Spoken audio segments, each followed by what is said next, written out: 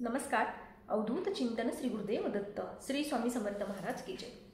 स्वामी विचार आणि मी या चॅनलमध्ये तुमच्या मनापासून स्वागत. काल मी जो व्हिडिओ बनवला होता तो माझ्या यूट्यूब विषयी होता. म्हणजे मी त्यात असं सांगितलं होतं की शॉर्टला मला व्ह्यूज बऱ्यापैकी येतात पण मोठ्या व्हिडिओला व्ह्यूज येत नाहीत. तर काल मला एक कमेंट केली होती, खूप छान कमेंट होती ती. त्या कमेंटमध्ये असं होतं की मला असं म्हणलेत ते कोण ताई दादा कोण असतील ते की ते म्हणलेत की ताई तुम्ही काळजी करू नका, एक दिवस तुमच्या ज्या कोणत्या इच्छा आहेत त्या लवकरच पूर्ण करतील महाराज आणि स्वामी सेवा करणारी तर भाग्यवानच ठरणार आहेत. बघा, मला ती कमेंट वाचल्यानंतर मला खूप आनंद झाला. जर आता ते व्हिडिओ ऐकत असेल तर त्यांना समजेलच की मी त्यांच्याविषयी बोलत आहे ते. म्हणजे एक पॉझिटिव्ह वाटलं, सकारात्मक वाटलं. म्हणजे व्हिडिओ तयार करण्यासाठी मला एक वेगळंच असं म्हणजे खूप उत्साह वाटत आहे की खरंच अशी स्वामी भक्त सगळीच असायला पाहिजेत आणि स्वामी महाराज माझ्या प्रयत्नांना तर नक्कीच यश देणार आहे. तर आता बघा, मी तुम्हाला उद्या अमावस्या आहे, तर अमावस्याचे आपल्या घरात वादविवाद, भांडणे, कलह होत राहतात. तर त्याच्यापासून लांब राहण्यासाठी छोटे मोठे अपघात पण होत राहतात. त्यातून आपण काय उपाय करू शकतो हे मी तुम्हाला सांगणार आहे. बघा, उपाय हे सगळे केंद्रातून आम्हाला जसे आलेले असतात तसेच मी तुम्हाला सांगण्याचा प्रयत्न करत असते. आता बघा, उद्या अमावस्या लागत आहे 10:29 ती समाप्ती होणार आहे रविवारी, म्हणजे 1 डिसेंबरला 11:51 तर आपल्याला काही उपाय करायचे आहेत. तर ते उपाय काय आहे हे आपण जाणून घेऊया. बघा, आपल्या घरात जर सतत छोटे मोठे अपघात होत असतील, भांडणे होत असतील, तसेच संतान प्राप्तीसाठी जर आपल्याला काही अडचणी येत असतील, तसेच लक्ष्मी प्राप्तीसाठी आणि प्राप्त लक्ष्मी स्थिर राहण्यासाठी आपल्याला जर काही अडचणी येत असतील तर आपण हा उपाय नक्की करायचा आहे. तर उपाय काय करायचा आहे तो बघा, आपल्याला पाठ्यपुस्तकात म्हणजे आपले जे नित्यसेवेचं पुस्तक आहे त्यात तुम्हाला पितृस्तोत्र दिलेलं आहे ते तुम्हाला म्हणायचं आहे. तर ते कसं म्हणायचं आहे बघा, दक्षिण दिशेला तोंड करून तुम्हाला बसायचं आहे. सर्वप्रथम तुम्हाला आंघोळ करून घ्यायची आहे. आंघोळ केल्यानंतर तुम्हाला देवपूजा आपण ज्यावेळेस करतो ते देवपूजा करण्याच्या अगोदर तुम्हाला पितृस्तोत्र म्हणायचं आहे. दक्षिण दिशेला तुम्ही तोंड करून बसू शकता. तुम्ही एखाद्या त्यांच्या नावाने पणती असते आपली मातीची, ती पणती सुद्धा तुम्ही लावून घेऊ शकता आणि त्यानंतरनं तुम्हाला पितृस्तोत्र म्हणायचं आहे. आणि नंतर उठायचं आहे. उठल्यानंतर परत हातपाय स्वच्छ धुवायचे आहेत, आपल्याला चूळ भरायचे आहे आणि मग आपली नेहमीची देवपूजा तुम्हाला करून घ्यायची आहे. तर पितृस्तोत्र म्हणल्याने काय होणार आहे बघा, तुमच्या जे लहान मोठे सतत तुमच्या घरात होणारे अपघात, संतान प्राप्तीसाठी तुम्हाला येणाऱ्या अडचणी, तसेच लक्ष्मी प्राप्तीसाठी सुद्धा तुम्हाला ज्या कोणत्या अडचणी येतात, तर तुम्ही जर प्रत्येक अमावस्येला पितृस्तोत्र जर म्हणला तर तुम्हाला 100% ह्याचा फरक तुम्हाला पडणार आहे. पण बघा, तुम्ही 1-2 अमावस्या करताल आणि नंतर म्हणताल आम्हाला फरक पडतच नाही, आम्ही करतच नाही. पण असं करू नका, तुम्ही हा उपाय नक्की करून बघा. तुम्हाला 1 वर्षाच्या तुम्हाला ह्याचा अनुभव येईल.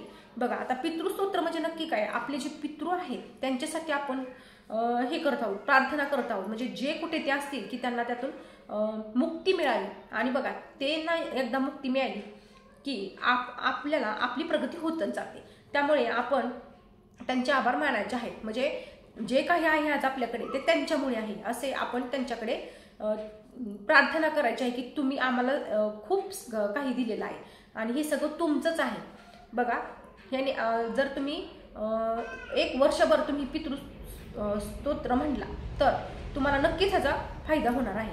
आता बघा, त्यानंतर आपल्याला एक उपाय करायचा आहे, तो आहे पिवळ्या मोहरीचा. बघा, एक काळी मोहरी मिळते आणि एक पिवळी. तर आपल्याला पिवळ्या मोहरीचा उपाय करायचा आहे. पांढरी सुद्धा मिळते पण आपल्याला पिवळी पाहिजे. आता केंद्रात मिळते बघा, ती छोटी पुडी आहे, मी केंद्रातूनच घेतलेली आहे. तर काय करायचे आहे बघा, जर तुमच्या सतत असं संकट येत असतील, म्हणजे एका संकटातून तुम्ही बाहेर पडला की दुसरं संकट तुमच्या येतच राहतं. म्हणजे ते कोणतेही संकट असू द्या, तुमच्या आणीबाणी असू द्या, बाहेरचे लोक तुम्हाला त्रास देऊ द्या, सतत छोटे मोठे अपघात होऊ द्या किंवा बाहेरली वाईट बांधा आपण म्हणतो तशी एक निगेटिव्हिटी तुमच्या घरात सतत, घरात आल्यानंतर चिडचिड, भांडणे, वादविवाद, मिस्टरांचं, तुमचं, मुलांच्या वडिलांचं पटत नसेल, सतत जर घरात भांडणे होत असतील तर हा उपाय खूप जबरदस्त आहे. काय करायचं आहे तुम्हाला, संध्याकाळच्या वेळेस दिवे लागण्याच्या वेळेला तुम्हाला 11 वेळा कालभैरवाष्टक म्हणायचं आहे. कालभैरवाष्टक म्हणताना तुमच्या उजव्या हातात तुम्हाला चिमूटभर मोहरी घ्यायची आहे आणि ती मोहरी हातात घेऊन तुम्हाला 11 वेळा कालभैरवाष्टक तुम्हाला म्हणायचं आहे आणि 11 वेळा कालभैरवाष्टक म्हणून झाल्यानंतर तुम्हाला ती मोहरी तुमच्या घरभर तुम्हाला टाकायची आहे. म्हणजे घराचे जे कोपरे आहेत त्या कोपऱ्यात तुम्हाला थोडी थोडी 4-4 मोहरी सगळीकडे तुम्हाला टाकायची आहे. असं केल्याने काय होणार आहे, बाहेरची जी वाईट बाधा आहे, वाईट शक्ती आहे ती तुम्हाला म्हणजे जी त्रास देते ती तुम्हाला त्रास देणार नाही. कारण कालभैरवाष्टक आपण म्हणणार आहोत.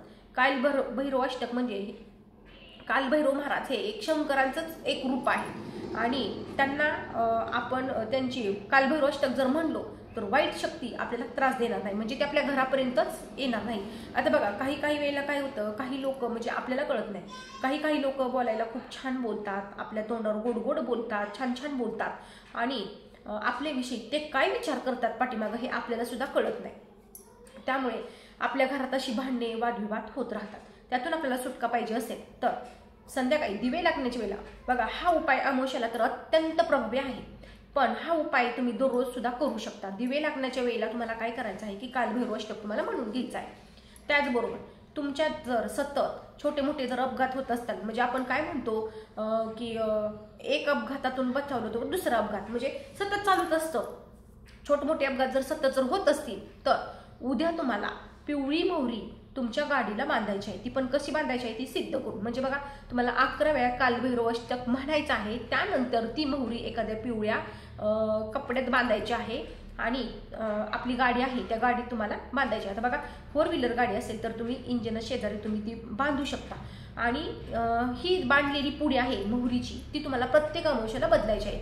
उपाय तुम्ही नक्की करून बघा. ज्या लोकांचे सतत छोटे मोठे अपघात होत राहतात त्यांच्यासाठी तर खूप प्रभावी सेवा आहे.